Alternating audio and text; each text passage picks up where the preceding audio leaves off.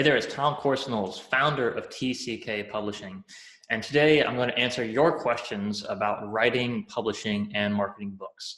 So we sent an email out to our email list and asked you to fill out the survey, the question form, to ask your number one most pressing question that you had for us about writing, publishing, and marketing books. And so today I'm going to answer all those questions. And in the future, we'll probably do like a monthly call like this, either on Facebook Live or YouTube, to keep answering questions, because I know, when I started out as a writer 12 years ago now, there was no one to go to ask questions, right? Like, it was very, very difficult to find good information from a reliable source that could actually help me figure out how to go about growing my career as a budding author. So that's my goal with these videos, is to help you really get straight to the heart of what the advice that you need to have, the information that you need to have to answer your number one most pressing question right now. So before I jump into the questions, real quick, I want to talk about goal setting, because I think it's so important that you understand you have to have a goal, and that all advice that I give or anyone else gives you only makes sense in reference to a goal. So for example, if you want to become a best-selling nonfiction author, and I'm giving some advice on how to tell a good story, that might sound like that advice doesn't apply to you because you want to write nonfiction, not fiction. But even in a nonfiction book, you have to be able to write a good story. So it's very, very important you understand what your goal is, and then how the advice that you're given or how the information that you're learning applies to that goal. So before you start listening to these questions and answers, please go ahead and write down what your goal is right now. Okay, whether it's to write a fiction book or nonfiction book or get it published or whatever your goal is, however much money you want to make, write down your goals and get really, really clear on what it is you want to achieve with your career as a writer, author, or publisher.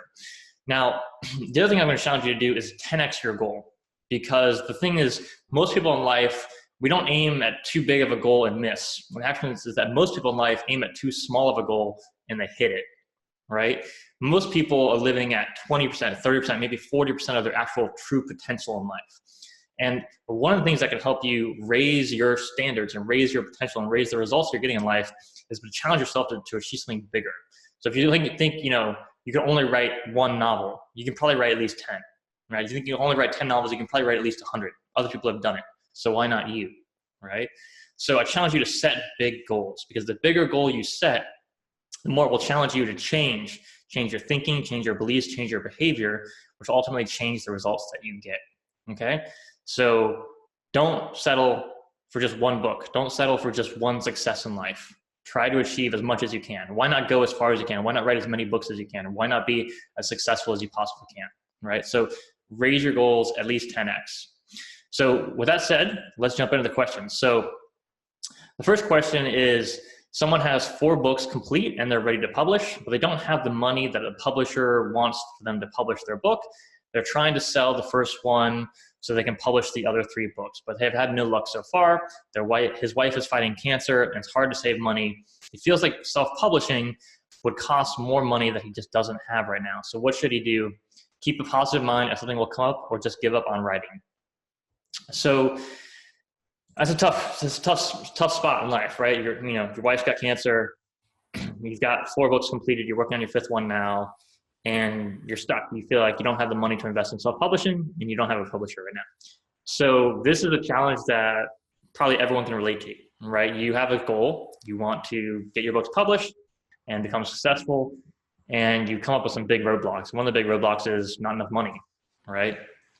So you should understand that everyone has been where you are. Maybe not exactly, maybe the wife doesn't have cancer, but everyone has been in a place where they don't have money, or they don't have time, or they've got this goal and just can't figure out how to get there. So the first thing is to understand that you're not alone, right? That there are many, many people who have been exactly where you are, and some of them turned it around and became very, very successful, and some of them gave up and quit. So again, I would go back to what I said before about goals. Make sure, get really clear on what are your goals? What do you want to achieve? Why get your books published? What does it matter to you? Right? Get really clear on why it actually matters to you. Do you want the money from it? Do you want the fame, the notoriety? Do you want to help people and impact people's lives? Do you want to entertain people with your story? What is it you want to achieve? And get to the point where you're so specific with your goal and you can visualize it and you're so clear on what you want to achieve that you're inspired. Like you're streaming tears down your face because you're so inspired by what you're up to in life. I think that's the biggest mistake most folks make in positions just like yours is they quit, right? But see, the reason they quit is not just the momentary decision to quit. It's the lack of a purpose, the lack of direction, the lack of focus and motivation. And I think that comes from getting really clear on why you're doing what you're doing. You know, when I wrote my first book, I wanted to make a difference in the world. I wanted to help people. I wanted to share a story that would inspire other people to know that they could live a better life than they ever thought possible. That was my mission and it meant so much to me. I was so inspired by that I was willing to do whatever it took. And you have to get to that point where you're so inspired by your goal that you're willing to do whatever it takes. So, you know, it's hard to give you specific advice on, you know, should you self-publish? Should you keep pitching traditional publishers? I think you should probably do both, depending on what your specific goals are and what's inspiring to you. But I think the most important thing is you get to the point where you're so inspired by your goal to become an author, to keep writing your books, that whether your wife dies, whether, you know, cancer treatments cost, you know, $1 million more than you expected, no matter what happens, no matter how bad life gets, no matter how much suffering and pain you go through, you keep at it. You keep getting up every day and keep writing the next book. You keep working on it. So the question for you is, what's going to drive you to that point where you're just obsessed with your career as an author, where you're so focused on it that you will go as far as it takes and do whatever it takes to succeed, right? When you're there next to your wife at the hospital and she's getting her chemo or radiation therapy or whatever it is, you're writing your novel, right? You're taking those little bits of time that you have to work on your mission, to work on your goals, to work on your dreams. When you get to that point where you're so inspired, you'll figure out what to do next, right? So again, there's lots of options, whether it's self-publishing, finding a traditional publisher, searching for a literary agent. There's so many ways and routes you can go. But the question is, what's going to drive you to take those steps? Because a lot of people will say, yeah, I need a publisher, and then don't pitch in more than 1 or 2 publishers, right? Some people pitch 100 and get rejected 99 times. And the 100th time, they get that book deal that changes their life. So you've got to figure out what is going to drive you to go so far that you'll do whatever it takes. And when you get to that point and you're willing to do the work, you will eventually succeed. Next question is, do you recommend placing ads on 99-cent books that are the start of a series? Or do you believe they should be priced higher, say like $3.99 for an ebook at the start of a series to make any return on investment? So if you've got a series of novels, let's say, if you have a series that's 7 books or longer, so 7 books in a series or longer, the first book you can actually do for free and you'll probably make a profit on that. So the more books you have in a series, the cheaper you can sell the first book in that series for to lure readers in, to get them just, you know, to read your first book. And then the more money you'll make on the back end as they buy books 2, 3, 4, 5, 6, 7, etc. So it depends on the length of your series, okay? Now, the more books you write, the more money you're gonna make on average per reader. So if you've got 10 books, maybe on average per reader, you'll earn $20. If you got 1 book, maybe on average per reader, you'll only earn 2, right? For a $2.99 ebook, for example. So the more books you have, the more money you make per reader, when the more you can discount the first book to drive readers into your funnel, which is like a marketing funnel. So when they read the first book, they're now part of your funnel. They're part of your ecosystem that you've created as an author, and they're more likely to read books 2 and 3 and so on. So it depends on how many books you have in the series. Should you advertise that first book? Well, you should advertise every book. So for example, with like AMS ads, for example, you can advertise every single book that you have and then see if the ads are profitable or not. And you can usually tell within spending $20 or $30 whether those ads are going to be profitable. So you should advertise every book that you have and then see which ones are profitable and then continue from there. Now, how to measure the profitability of the first book in a series versus, you know, so maybe you want to take a loss on the first book by advertising that really heavily, but then make up that loss on the back end with readers who go on to buy more of your books. And that's harder calculation to make. But it really depends on your risk tolerance, first of all. So you have to have money to spend, for example, that you're willing to risk on that first book in order to kind of make that decision. So it really depends on where you're at. But I would say the more books you have, the more likely you are to succeed by discounting or heavily advertising your books. So folks who have only one novel written, it's highly unlikely that your ads are going to be very profitable for that one book. It's very rare that that happens. Whereas if you have 100 books written and published, it's very likely that if you advertise for one of those books that you'll make money on it, because readers will be more likely to buy the rest of your books in your backlog. How should you market a children's book aged 9 to 12 on Facebook? Can you recommend any other social media platforms? So social media marketing is one of those things that it sounds so cool and it sounds like people get rich off of it, and some do, but it can end up being a big waste of time for a lot of people. And so I think it's very important for you, when you're talking about putting a marketing plan together, is to figure out kind of the landscape of marketing opportunities, right? To get a big picture perspective, like seeing the whole forest of marketing opportunities, and then picking where you want to be in that forest. Where do you want to focus on? So to be successful at marketing, you have to be consistent. It means you have to do the same thing over and over and over and over and over again. And that's really boring. The truth is, success in business is boring because you have to do the same thing over and over and over again. Right, so Coca-Cola has been advertising on TV and print ads and newspapers and online for over 100 years. They've been running ads for over 100 years. And why do they keep running ads? Because it works, right?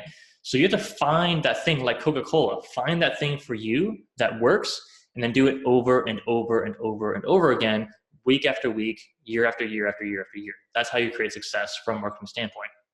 So when it comes to social media, you can be successful in social media, but you have to be obsessed with it, right? You have to be doing it constantly, every single day. So whether it's Facebook or Instagram or Twitter or LinkedIn, you have to be really consistent with it, and you have to build relationships, and you have to learn best practices. So there's something called the Pareto principle, which is really important to understand. And the Pareto principle is this principle that basically says that 20% of the money in the world, 80% of the money in the world is controlled by 20% of the people. And 20% of what you do, 20% of your activities create 80% of the results from a money standpoint, but also from a results standpoint. So a small percentage of things that you actually do create the vast majority of the results. Small percentage of things you do create the vast majority of the results. Now, when it comes to social media, for example, probably only 1%, like 1% of all social media marketers actually earn, a significant amount of money on social media. So there's a very small percentage of people that succeed. And you look it's the same in every industry, right? You can look at real estate professionals. About 1% of them are incredibly wealthy, and the rest struggling to get by, right? So why does it work that way? Well, that's just the way the world works, right? I don't know why it works that way. Just that's what we observe. That's the results that the world seems to produce. It's the same thing as an author. 1% of the authors make the vast majority of the money, and the rest struggle to get by, right? So same thing with social media marketing. You have to figure out, how do you be in the top 1%? What are those top 1% people doing that sets them apart from everyone else? Okay. So what I would do if I was studying studying social media marketing, is I would go and find what are the most successful Facebook fan pages that have the most fans and the most engagement and clearly driving the most traffic. Okay. Study those top 10 or top 20 or top 50 or top 100 pages or profiles and learn what they're doing. Study what they're doing. How many times are they posting? What kind of content are they posting? How are they interacting with their fans?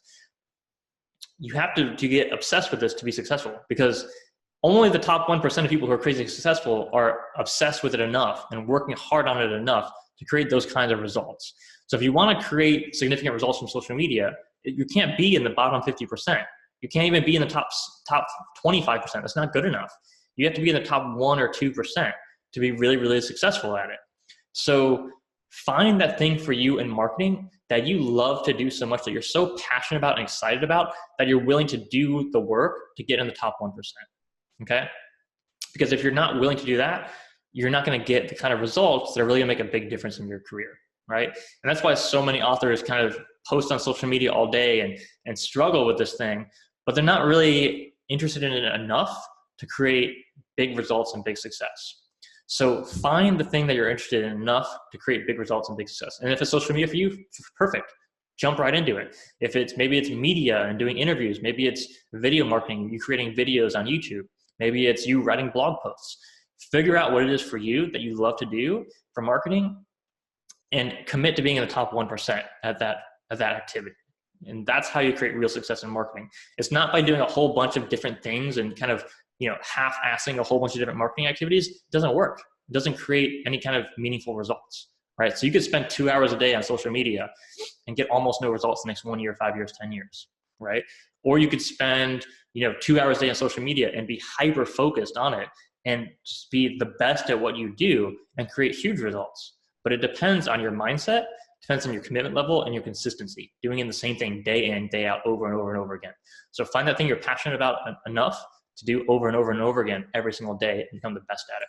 Next question is, how do you decide the cost of the keywords you're advertising for when you're advertising your book on AMS ads on Amazon so that you don't pay too much or too little? And the answer to that question is you have no idea until you test it. So if you're doing any kind of ads, whether it's Facebook ads or Amazon ads, you're paying money to get clicks. And the truth is you're never going to know how much you should pay or how much you shouldn't pay until you do it, right? Until you actually put your money on the table and say, hey, I'm going to bid 25 cents or 50 cents or whatever, and then see what happens. So the only way to be successful with paid ads and paid traffic online is to be willing to risk money and see what happens and learn from what happens and do it better the next time, and keep doing this process of paying money, seeing what happens, make small changes, small tweaks until you get better and better and better and better and better until you get a profitable campaign. Now, sometimes with AMS ads, you just get lucky and you just have a campaign that's profitable right out the gate. So with AMS ads, you can do an auto-targeting campaign. You could bid, let's say, like 25 cents per click and see what happens. And sometimes you're profitable right out of the gate without really doing any much work at all. But for most campaigns, you really have to just put money on the table, risk it all, not risk all your money, but risk the amount of money you're bidding, and see what happens and adjust it as you go. So you're not going to know if you're bidding too much until it gets to the point where you say, you're spending 50 cents a click and you're not earning any kind of return on investment on that, then you paid too much. So you don't know until it actually happens. Okay, that's the truth with ads. You can never know ahead of time until you actually do it. So one author works in a church and has been tasked to sell a whole bunch of books in a year. I think this thing 6 million books in a year. That sounds like a lot. And the church members are saying that they need to get these books into chain stores and bookshops to carry their books. So how can they go about doing that? So to get your books into bookstores, there's a whole process of like printing and distribution I'm not going to get into. So I think what you're talking about here is you already have printing and distribution figured out. What you really need is just to sell books and get them on bookstore shelves. So for different markets, there are different kinds of retailers that sell books. So the biggest booksellers are actually retailers like Costco and Walmart, the big box retailers. They're by far the biggest book retailers. And then there's, of course, bookstores, which most people think of, which are also important booksellers. And then there are specialty shops. So there are like gift shops and toy stores that sell books. And there's also a whole big market of Christian stores that sell Christian-themed products, especially including books. So what you want to do, first of all, is create a list of your target stores. So create a list of all the stores that you want to be in that could potentially carry your book, that carry books like yours. So that could be obviously Walmart and Costco, could obviously be bookstores, and then of course, all these different Christian stores. So you're going to create this list. And so you probably have a list of, let's say, 10,000 stores in the United States, okay? And then if you have a certain region you want to sell in, it gets just the list in that region. Anyway, so you're going to get this big list of all the stores that your book could be a good fit for. And you have to contact them. You have to find their buyers, call them up, say, hey, who buys your books? I've got a great book or great books that you guys should buy. And you have to call them up and sell them on the phone. And it's a lot of grunt work. It's a lot of time invested. And you have to figure out a good script. So you're not going to figure that out until you just do it, right? So you have to call them, call hundreds of stores, have a whole bunch of conversations, make sure you're really good at listening. The most important thing is selling, especially selling on the phone, is to listen to the person you're talking to. You can't just keep talking on and on, because they're just gonna tune out and they're gonna try to get you off the phone as soon as possible. You have to really listen to them and what they want, what they need, what they're saying, and respond based on that. But you also have to drive the conversation and be really firm, saying, hey, I want you to buy these books, or I want you to buy this book. It's a great book because, give them one quick reason why it's a great book. and you have to be, asked for the sale. So I say, hey, would you like to place an order today? How many copies would you like to buy today? Ask that question, right? But also be really good at listening. So once you do that a whole bunch of times, you can figure out a script, and then the script of how you're going to start the conversation, how that's going to go. And then once you have a script, you can either hire other people or have other people from your church or congregation make those phone calls for you. But someone has to be the first, the pioneer, to make hundreds of calls, have a bunch of conversations, learn as much as possible, and then figure out a script. And then other people can use that script to sell your books in all these different bookstores and retailers. So I hope that helps. What is the best way to promote a book that was published a year ago but has made very few sales? How can you know why it did not sell well, and what you can do to change that? Now, this is a really tough question because there are many, many people in your situation who have published the book with a self-publisher, with a publisher, and say it's published a year ago or more, and has very few sales. And you want to promote the book and you want to be successful, but you just don't know why it failed, and you don't want to obviously spend more money and time marketing something that's just not going to work. And that's really a tough place to be in because you don't know. The truth is you just have no idea why the book didn't work, but you can have an educated guess, okay?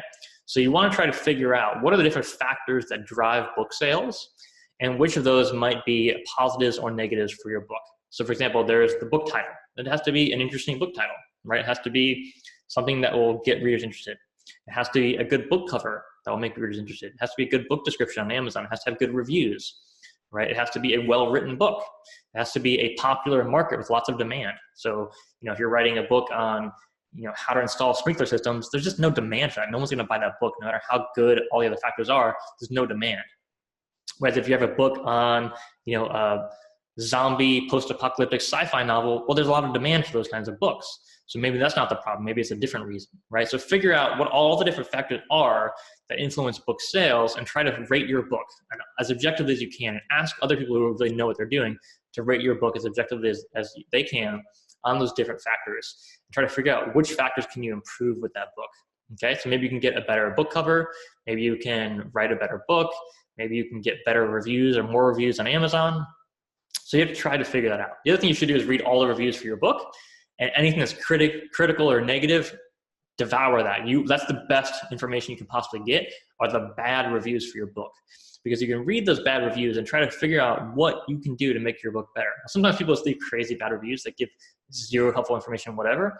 Ignore those. But the ones that say, hey, characters suck, I didn't like the story, I thought it was going to be this kind of book and it ended up being that kind of book. Whatever it is, learn from that feedback. And if you can find a way to make your book better based on that feedback, do it, right? So you should be on a never-ending quest to get better at what you do. Whether you want to become an author or a professional athlete, whatever your goals are, you should be on a never-ending quest to get better at what you do. And so try to figure out what are those things you can do to make your book better. Now, the other thing you should know is that most people's first books never succeed. Right? Most people are not successful as authors until book 5 or 6 or 7 or 10 or more. And so one of the best things you can do is stop obsessing about that first book and go write the next one, right? Get better at your craft by doing more and more and more work. So that's what I would focus on personally, is figuring out what you could have done better and make it better, and then work on the next project. You should always have the next project in your mind, right? Always be working towards the next project. Never in life, and this is a rule for anything in life, you should never settle. You should never say, oh, I published this one book and I'm good, I'm done, I've accomplished what I wanted to accomplish. No, you haven't. You're still alive. You should still have goals. You should still be trying to achieve more and do more. So figure out what that thing is that's going to drive you to do more and achieve more while you learn from your past experiences and past failures, as well as your past successes. I'm going to ask, why is TCK Publishing accepting full manuscripts immediately instead of allowing authors to query first? If you reject it, you have possession of the full text, which is not safe for the authors. So we ask authors to submit the full manuscripts because queries don't really tell us much about the quality of your writing whatsoever, right? So we can get, a log line for your story or a query about your story, but we want to read your writing. We want to actually see how good it is and if it makes sense for our audience, if we think it's something worth publishing. So it's kind of like, you know, why would you want to buy fruits and vegetables that you actually see versus just looking at a catalog? Because the catalog just shows you the fancy image, you know, of, you know, the marketing behind the fruit. But you want to get up there and you want to smell it and you want to taste it and you want to, you know, you want to see what it's really like. And our editors want to see what your book is really, really like. And so we need to see your whole book in order to evaluate it. In terms of, you know, things not being safe, we delete all manuscripts that we reject. We don't keep anything, and it's safe. So if you've written something, you own the copyright for that. We don't do anything with those manuscripts that we shouldn't be doing, and you should never, as an author, I think, be afraid of someone else seeing your manuscript, because that's how you have to put yourself out there, right? You can't be successful as a creative person, as an artist, without showing your work. You just can't. You know, if you want to hide on your computer and keep your manuscript file safe on your hard drive with no internet connection and no one can see it, go for it.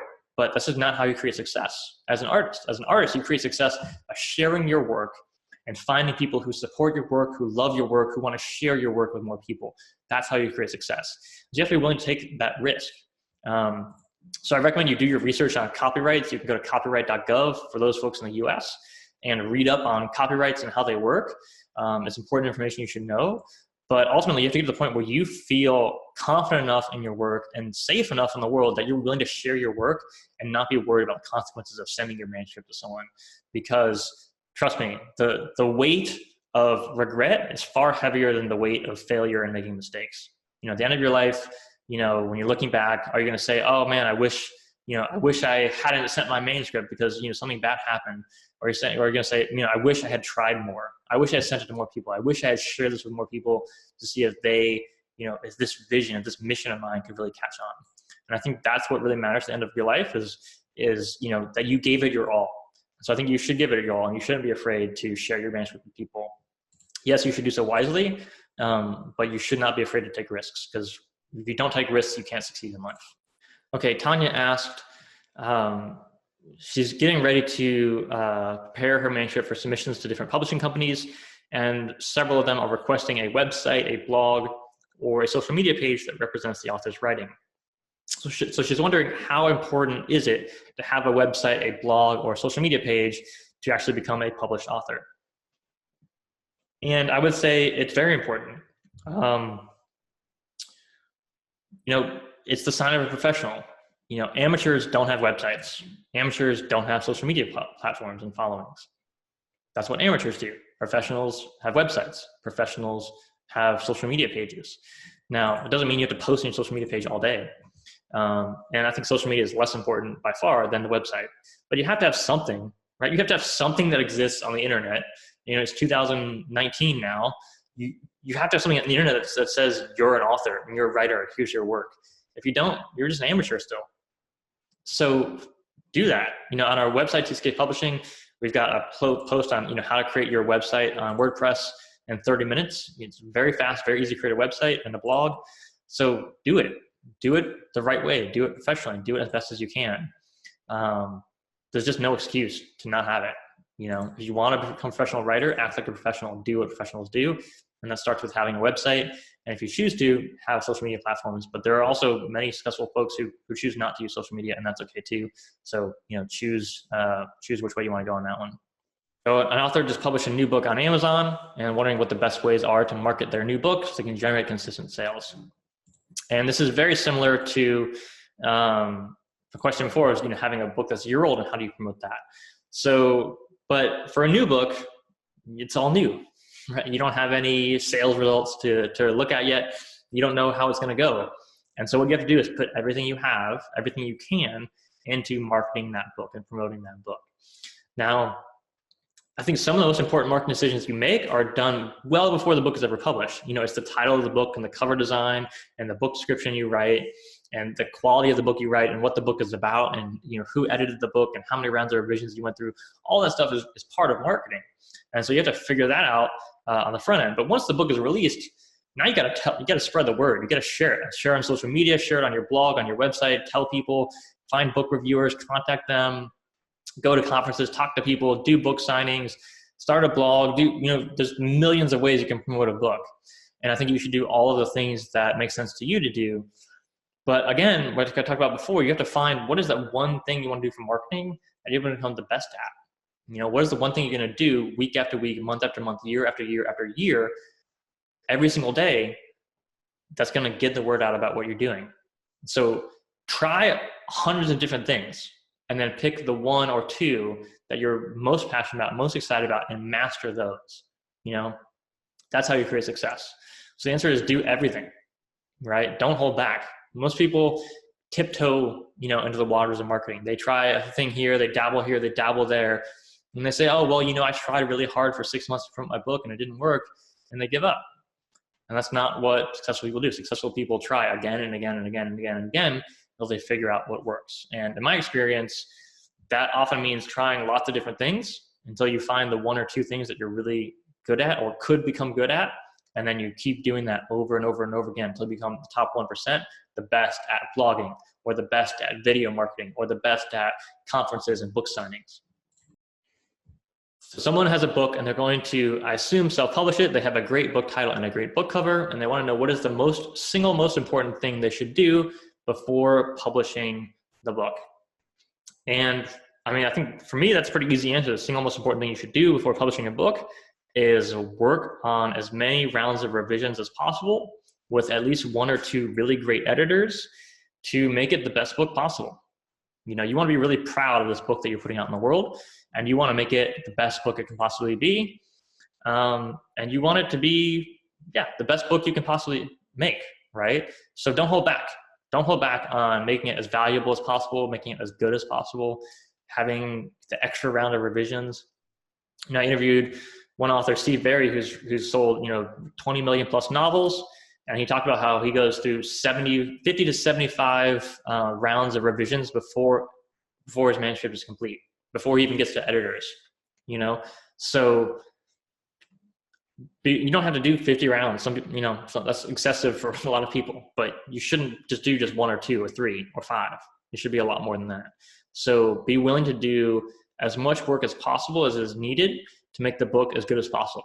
So before you publish the book, if you can read your whole book and find an error, go do that. If you can find a way to make it better, go do that, right? If you get through your whole book and you read the whole thing and you think, there's nothing I can do, it's perfect, and you're honest with yourself that you've had editors and you really has gotten to that point, then you're ready to publish. How should you market a contemporary poetry book?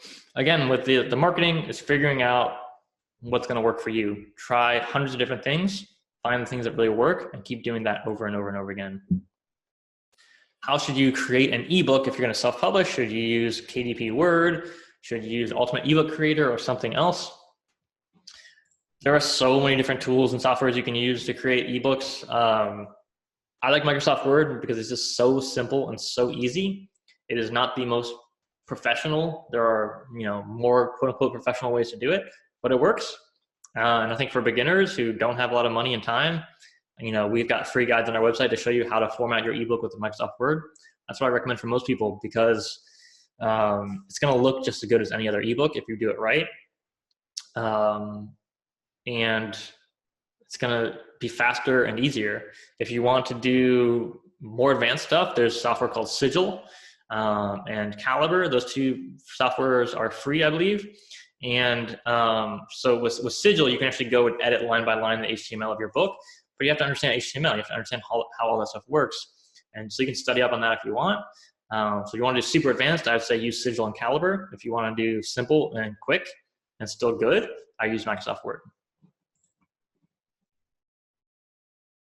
Another option is also InDesign. If you have InDesign, and that's pretty expensive, but if you have InDesign, you can also design an ebook in InDesign. So when TCK Publishing states that it pays authors 50% of net royalties, how does the author know how much he or she will receive from each book sale? So it's a pretty simple formula. It depends on the price of the ebook and which version is being sold. So you might sell, which version of the book. So it might be an ebook, it might be a paperback book, it might be an audiobook. And so obviously there's different price points on those and different rates with the retailers of how much commission the publisher gets paid. But basically, bottom line is if we sell, let's say, an ebook for $2.99 on Amazon, Kindle, and we earn 7% royalties. That's like $2.06, depending on the delivery fee. Then we would pay the author half of that, so 50%, so $1.03. So it's whatever money we collect, we give 50% to the author. What is the best way to get book reviews, and should you have good book reviews for marketing a book on Amazon using Amazon ads? So you don't need to have book reviews before you start Amazon ads, but obviously the more that you have, the better. So how should you go about getting book reviews? There are lots of ways to do it, and again, it depends on how much time and effort you want to put into it. Do you want to be a dabbler and get a few book reviews from friends and family? That's great. Ask your friends and family to review your book. Do you want to treat this like a professional and get dozens or even hundreds of really good reviews? Then you have a whole different strategy, right? And that is to create a list of everyone out there who is an influencer or a book reviewer in your market, and contact those people and ask them if they would like to read a free review copy of your book. So you could reach out to journalists, you can reach out to bloggers and podcasters and YouTubers and social media influencers,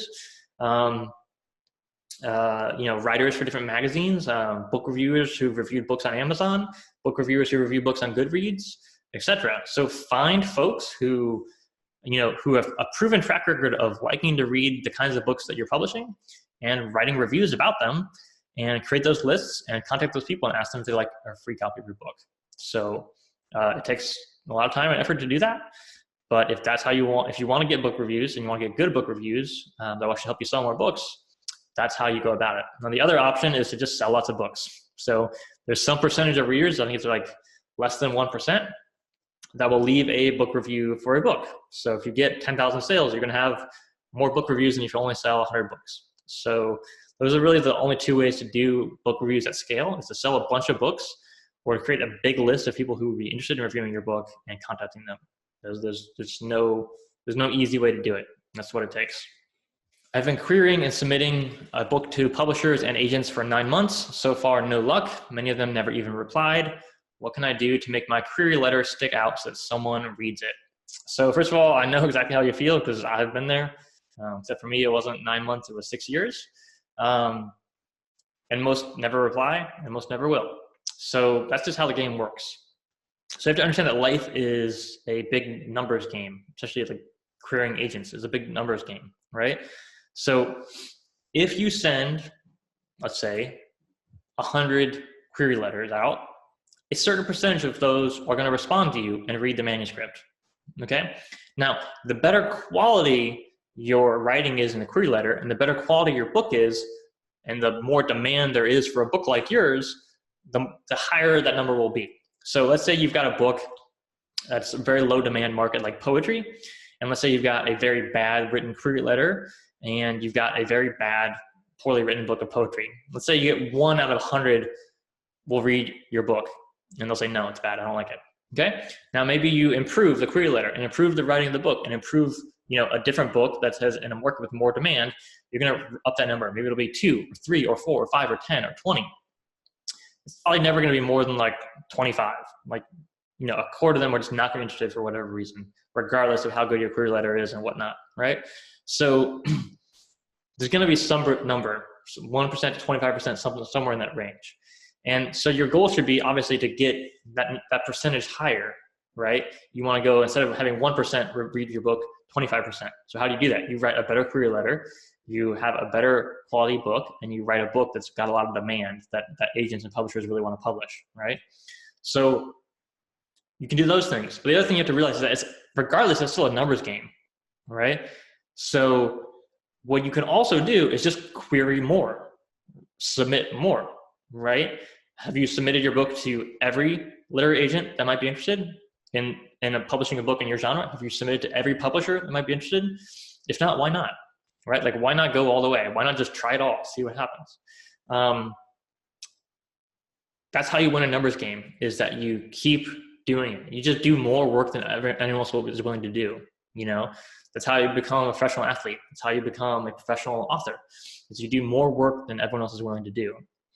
Now, to up your conversion rates, right, to get more people to read your book, there's lots of guides on how to write query letters. We have a guide on our website on how to write a query letter.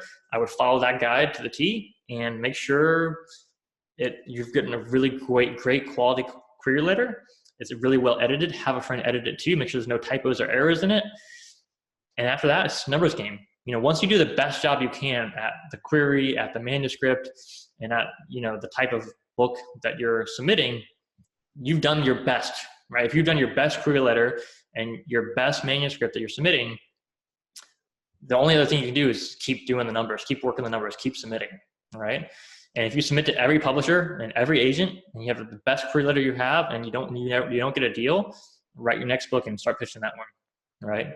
Never give up on your dreams. But sometimes the first project doesn't work. And you got to go on the second one, the third one, the fourth one, the fifth one. So you should be so creative and so inspired by what you're doing that you're not attached to book one or book two, right? You're attached to your vision of becoming a successful author, and you're willing to write as many books as it takes and query as many times as it takes, and you're willing to put in that work to become successful. And sometimes it happens really easily for people, and sometimes it takes years. But you've got to be willing to do the work. That's how you create success. Here's a great question. Is it possible to become a full-time author while I'm still a freshman in high school? If so, how? The answer is absolutely, it is possible. And there's some folks will say, no, it's not possible. And, most authors are starving artists and you'll never make it as a writer. That's all nonsense. There are folks who have been really successful as authors and folks who have done it at a very young age. If they can do it, why not you? You can do it. So the question is how? Well, it's the same as the answer to most of these questions, which is you're willing to do the work, right? You're willing to do what it takes. One of the great things about being a writer and being an author, it doesn't matter how old you are, it doesn't matter your background, your education. What matters is your creativity and your effort. How much work are you going to put into it? So, I would treat it like a professional athlete in high school would treat their career, right? So go look at someone in high school who's been training to become a professional athlete, or go look at someone like LeBron James who became a professional athlete and look at what they were doing in high school. What was their training program like? Most of them are practicing for 4 hours plus every single day, right? So are you doing that? Are you putting in the time every single day working on your career? That's how you create success, right? There's no shortcut to effort. It's the only thing that you can't pay for. You can't buy it. You can't, it doesn't matter where you were born or what your educational background is, how old you are, it doesn't matter. Effort is the thing that sets you apart from everyone else. So whether you're in high school, whether you're 90 years old and you want to become successful, you got to be willing to put in that effort. And so start treating every single day like a 24-hour mission for success, right? Every single day you've got 24 hours. How are you going to use those 24 hours today and tomorrow and every single day to become a successful author? What's your plan look like? Put your plan together, put your schedule together every single day and work at it. Work at it harder than anyone else is willing to do. That's how you create success. Next question is it normal for a publishing company, is normal for the editor at a publishing company to change chapter titles, add sentences, or change a lot of the words in author's manuscript while editing it? And the answer is absolutely. If the publishing company isn't making significant edits and changes to your manuscript, they're probably not doing their job well, right? I think what a lot of authors don't understand is that the publishing process, when you publish your book with the publisher and they start editing your book, they're going to go through multiple rounds of editing, from development editing, which is like big picture, and rewriting things and cutting scenes and cutting chapters and adding things in. And it's going to be huge changes, right, for most cases. And then there's copy editing, and then there's proofreading. There's going to be multiple stages of editing you're going to go through. And the process of publishing a book with a traditional publisher, it should be a co-creative process. You shouldn't just look at it as like, I'm the author and you are just the publisher. It's like, I'm the author, I'm the creator, but together we're going to make this something better than it could ever be if I was working on my own. That should be what the process is like. It should be a co-creative process with your editor or editors. And you should be just as willing to listen to their ideas of, how the book should end or how this scene should go or moving scenes around or whatever. You should be more interested in listening to their ideas than they are in listening to yours. Because you're the author and your goal should be to make this the best book possible. And that has nothing to do with your ego. There's nothing to do with you being right? And I think that's a big mistake a lot of authors make, is they want to be right. They want to have it their way instead of having it the way that's best for readers. And that should be the goal of the editor and the goal of the publishing company, is to make your book the best it can be for readers And if that means making big changes, absolutely make the big changes. Because if it's better for readers, it's better for the world, right? So that should be your goal, to make the best book possible for readers. And of course, editors, that should be their goal too. And that should be a co-creative process. And they should be making lots of changes to your book to make it better. Okay, that's all the time we have today for answering questions. Thank you so much for those of you who sent your questions in. I really, really appreciate it. I hope you found this video helpful. If you have any more questions you'd like to ask about anything from writing, publishing, marketing, life in general, feel free. Underneath this video, there'll be a link to a Google survey form you can fill out that form, ask your question, and we will we'll answer as many questions as possible in the next video. And if you like this video, please go ahead and click the like button below, share it with those authors and writers in your life that you think can benefit from it. And please don't give up on your dreams. If becoming a writer, becoming successful as an author is important to you, stick with it. Be willing to do the work. Don't give up, and recommit to what your goals are, right? Really figure out what you really want to achieve, and ask yourself, honestly, are you doing everything you can to achieve your goals every single day? If not, why not, right? Are you wasting time? If so, why? Like, stop wasting time. You only get to live for so long. There's only so many books you get to write in a lifetime. So what do you want to achieve? What do you want to accomplish? And go all out for your dreams. Because if you want to be successful, it takes an uncommon person. Most authors aren't successful. Most real estate agents aren't successful. Most entrepreneurs aren't successful because they're not doing what it takes to become successful. And so you have to be one of those people who's willing to do whatever it takes to be successful. And I hope that you will find that drive, that passion, that inspiration inside of you to keep going no matter how tough things get. All right. I'm wishing you an incredible day and a wonderful career. Have a great day. Bye-bye.